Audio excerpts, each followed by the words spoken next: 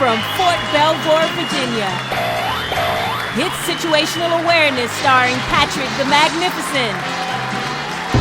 Are we there yet? What does done look like?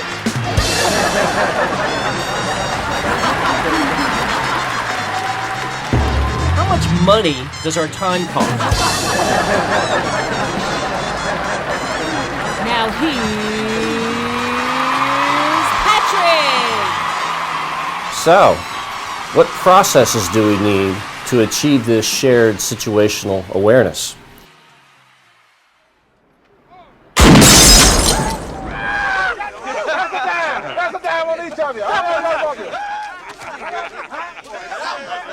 Attention!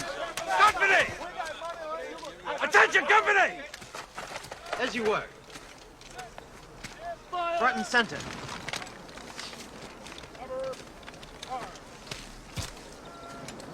You're a good shot, Private.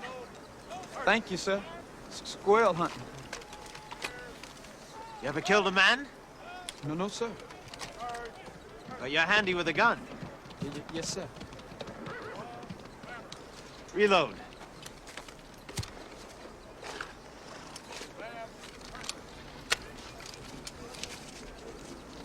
Faster. Faster. Faster!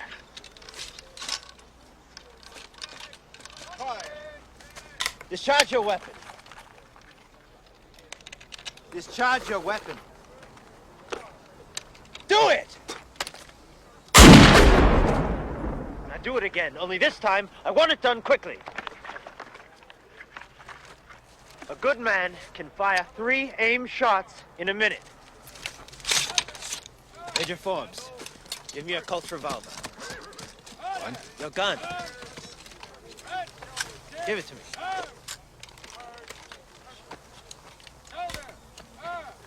Faster. Reload. Quickly. Faster. Faster. Load. Faster. Do it. Do it. Do it. Do it.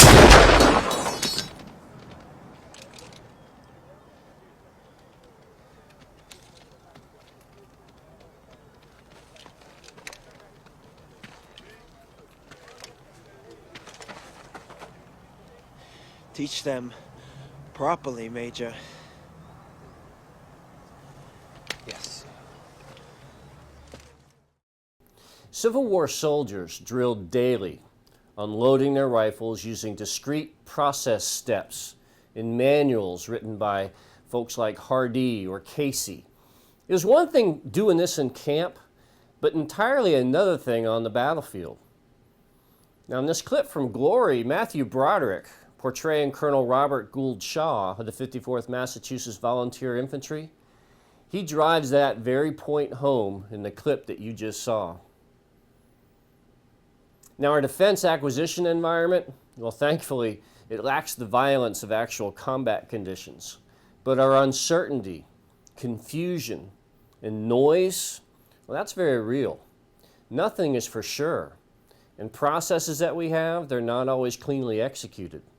Yet, processes do help. They help ensure some consistency amid the chaos of a program office or a portfolio or some other organization. So, do we need a process for shared situational awareness? So you want this cool thing called shared situational awareness. That's great. So is your first reaction as an acquisition leader going to be, we need a process to achieve this wonderful shared situational awareness? Well, maybe so. And there's nothing wrong with that. Having processes is by no means a bad thing. But is that the only way to look at this challenge? Take a look at the picture here. You get a huge car repair bill. Only a tiny portion of the bill involves whacking the offending part of the engine with a lead pipe. Most of it comes from knowing where to hit that engine. It's all about experience. And this suggests one way to think about the issue. Novices follow procedures, but experts get the job done. How might you as an acquisition leader shape and pull the information you need to get the job done to achieve this shared situational awareness? Well, in any given situation, we want some sort of positive acquisition outcome. In this case, we want some contributing element to shared situational awareness. But no matter what the process says, individual behavior in reaction to whatever conditions exist in the program or organization, well, that behavior will typically prevail. In other words, behavior trumps process. Now, clearly there are cases where the behavior is unwanted. But what about those cases where the behavior produces better outcomes than the process? You know, when it gets more complicated, a huge driver of individual behavior is the organization's culture. What's valued? Does the organization value the outcome? Does it value the process, the behavior? All of them, some of them, none of them. And then there's you. You as the leader.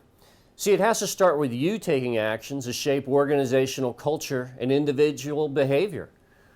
All that within the context of these processes. And all that to get the desired outcome. You know, I like to call this relationship the program office kill chain.